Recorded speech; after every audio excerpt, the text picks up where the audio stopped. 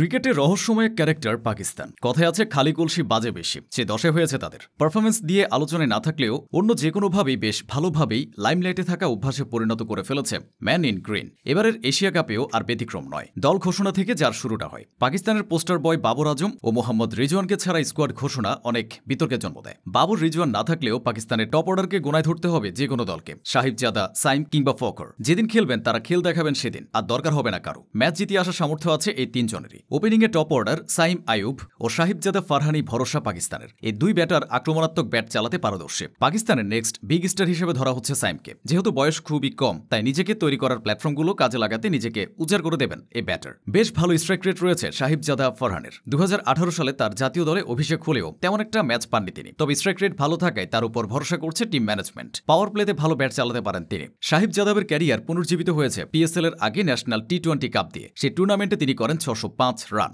7 ম্যাচে 3টি সেঞ্চুরি আর 2টি 50 হাঁকান সাহিবজাদা। সর্বোচ্চ রানের ইনিংসটা ছিল 72 বলে অপরাজিত 162। অধিনায়ক সালমান আগাকে পাকিস্তানের ভবিষ্যৎ নেতা হিসেবে দেখছে টিম ম্যানেজমেন্ট। সে কারণে স্ট্রাইক রেট নিয়ে প্রশ্ন থাকলেও তিনি হয়েছেন টি-20 দলের নেতা। ফিনিশার হিসেবে পাকিস্তানের এশিয়া কাপের দলে আছেন খুশদিল শাহ, ফাহিম আশরাফ, হুসেন তালাত ও মোহাম্মদ নেওয়াজ। অবশ্য 4 অলরাউন্ডার একসঙ্গে একাদশের সুযোগ পাবেন না, তবে সবারই বিপদ সামলে বড় শট খেলার সামর্থ্য আছে। যদিও সব মিলিয়ে পাকিস্তানের প্রমাণিত পারফরম্যান্স নেই, এটা পাকিস্তানের সবচেয়ে বড় দুর্বলতা। একসময় পাকিস্তানকে বিশ্ব ভয় করত দলটির বোলিং শক্তিমত্তার জন্য। শোয়েব আখতার, ওয়াসিম আকরামরা পাকিস্তানকে অনন্য উচ্চতায় নিয়ে গেছে। তবে সময়ের সঙ্গে সেই রং হারিয়ে অনেকটা ফিকে হয়ে গেছে। আগের মতো ওয়াসিম আকরাম, শোয়েব আখতারের মতো বোলাররা না থাকলেও বোলিংয়ে পাকিস্তানের ভরসার দুই নাম আবরার আহমেদ ও সুফিয়ান মুকিম। আন্তর্জাতিক ক্রিকেটে তাদের তেমন ডাকনাম নেই, তবে দুজনেরই উইকেট নেওয়ার সামর্থ্য আছে। শাহিন শাহ আফ্রিদিও নেই আগের মতো। নতুন বলেও তেমন কোনো কারিশমা দেখাতে ব্যর্থ হচ্ছেন এই পেসার।